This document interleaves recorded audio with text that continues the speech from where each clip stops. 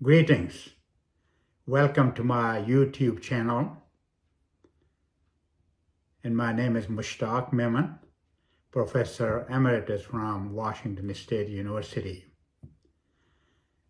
Today's presentation is a part of series of our videos on integrative veterinary medicine, or IVM. Today we are going to focus on education part of it, that how this discipline is taught at different veterinary colleges or faculties.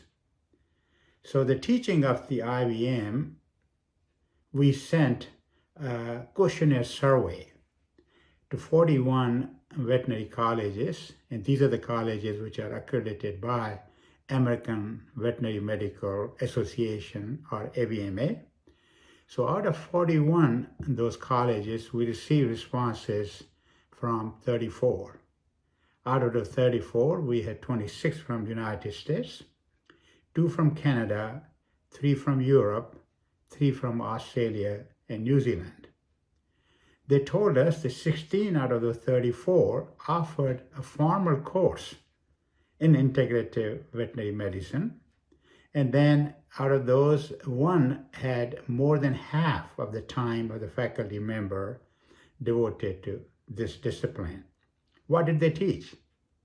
Well, so here is the bar diagram, which you're looking at it. The y-axis of this diagram is showing different IVM modalities taught in those particular institutions. And the x-axis shows the number of veterinary colleges who taught this discipline. Now, each bar, as you can see, the dark color part shows the independent course, and the lighter part of the bar is showing that these contents were also taught in some other courses.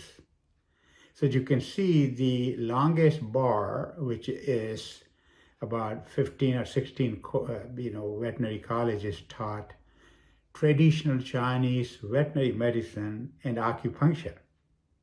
And after that, as you can see, is veterinary chiropractic, rehabilitation, and so on and so forth.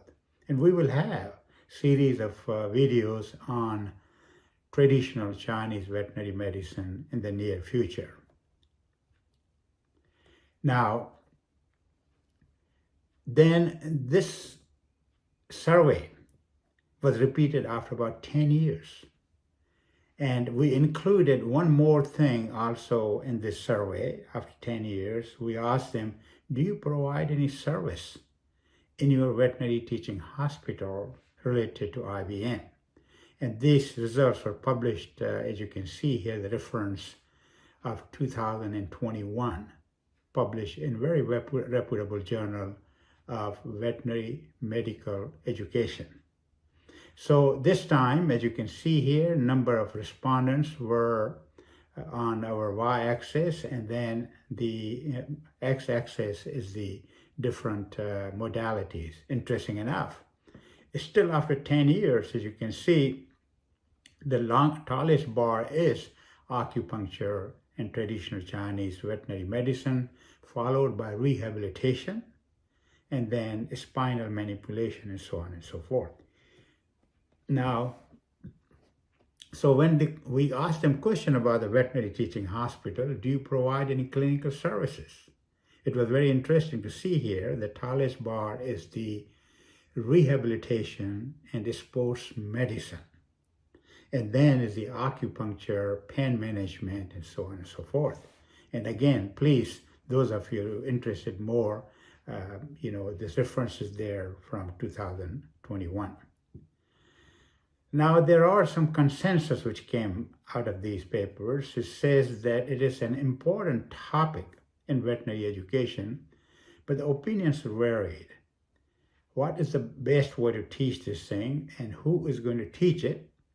And then most common comment was that anything we teach must be evidence-based. So again, the comments were that veterinary students and practitioners should be aware of this discipline of integrative veterinary medicine, but depending upon the knowledge of the instructors and so on and so forth. What were the barriers? Because that's a very important question we asked them. So what is stopping you, to offer this course when you say that this is very important for our students, our future veterinarians to know? They said, well, there are limited teaching budgets, lack of time and curriculum. Our curriculum is so packed, and unavailability of qualified IVM faculty. Then they talked about insufficient support from the veterinary college administrations and unavailability of evidence-based IVM curriculum. Boy, that caught my attention. Being involved in curriculum for quite a while at Washington State University, I thought we need to do something about it. So I was so fortunate that I made contacts to different specialists. So this specialist was a very big group, as you can see here. So we published this paper on it, which says Integrative Veterinary Medical Education and Consensus Guidelines for Curriculum in Veterinary Colleges. So these authors of this paper are 32 veterinary specialists. So this list includes a very large number of specialists in internal medicine, cardiologist, sports medicine, rehabilitation, nutrition, but each one of them are board certified specialists. So as you can imagine, there's a lot of communication, and I was just delighted to work with these outstanding scholars and scientists and clinical scientists here. And we were fortunate to publish this paper, as I mentioned here, in Open Veterinary Journal, which is a peer-reviewed international journal. What did the group come up with? Very interesting findings. They specified exactly that there should be one credit course. Now we are talking about primarily the setup over here in the United States and Canada. So one credit course is usually about 15, 16 hours of information given to students. So they said, let us spend about 3 hours of lecture on basic concepts. Now, what are the basic concepts? We should tell the students what is the history of this integrative veterinary medicine, what is the applications of it, and what are the multimodality treatments. And I could imagine, it'll take quite a bit of time, but 3 hours are devoted to that. And then they said, let us have acupuncture also included in that with 3 hours, but also they mentioned there should be 2 hours of the laboratory, so the students can see and preferably have some opportunity to have a hands-on experience. And again, going in details about the acupuncture, what are the traditional theories about acupuncture, basic anatomy and physiology, so that students can identify the location of this acupuncture and hopefully the effects of it. And then the scientific laboratories and things like that. And then to continue on that, they said, okay, there should be 2 hours lecture and 1 hour laboratory on what is called manual therapies.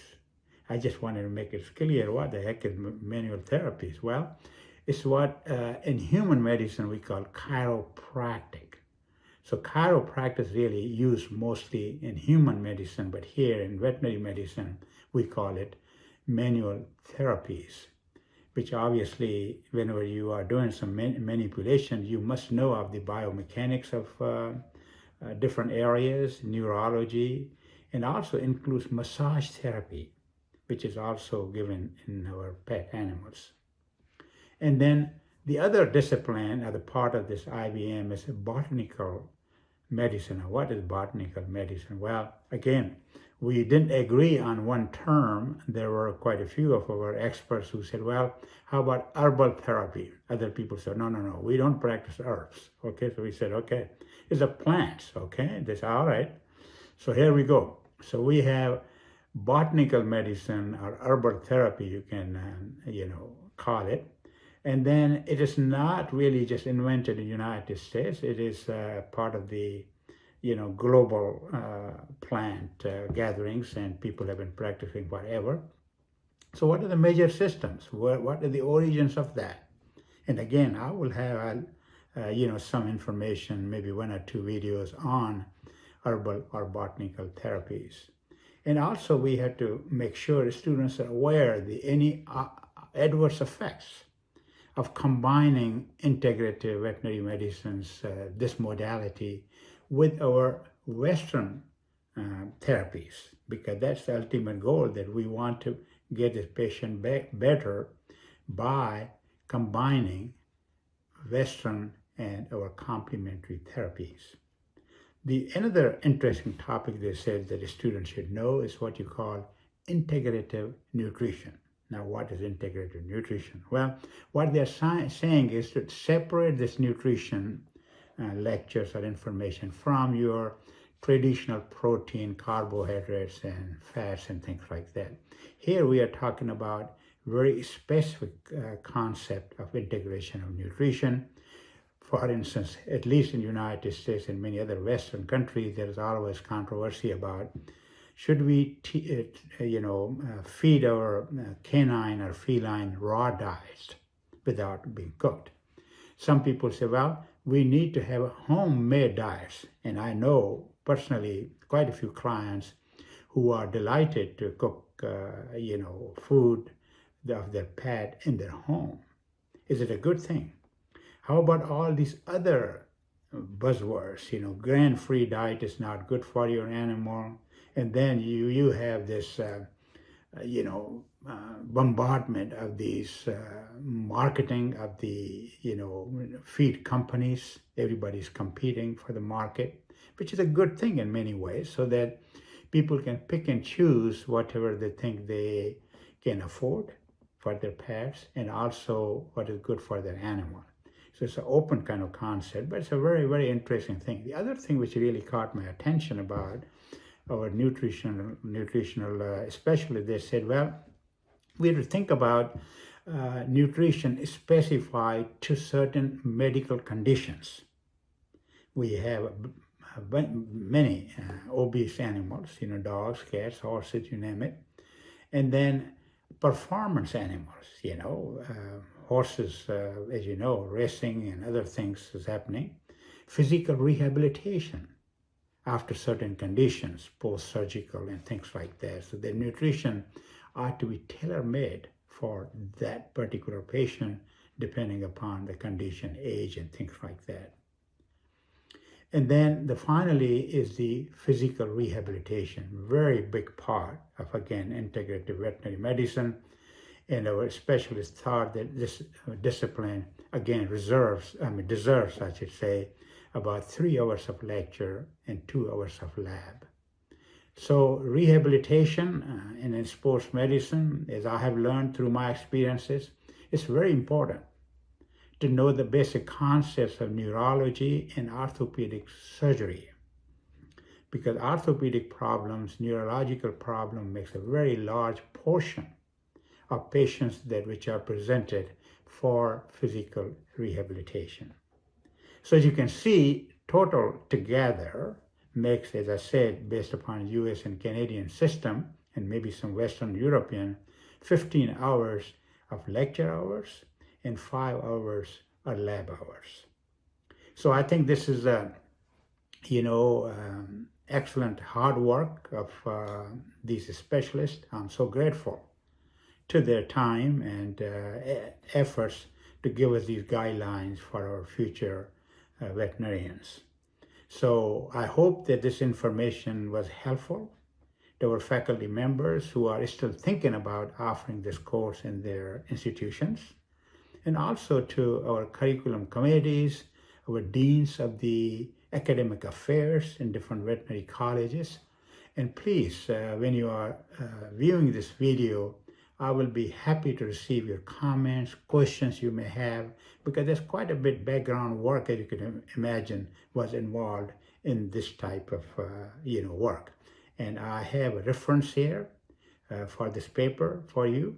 And obviously I have to mention our recently published book on this topic of integrative veterinary medicine, which was published back in August of 2023. So again, I'm excited to share with you information on traditional Chinese veterinary medicine, which will be coming up over a few videos on it.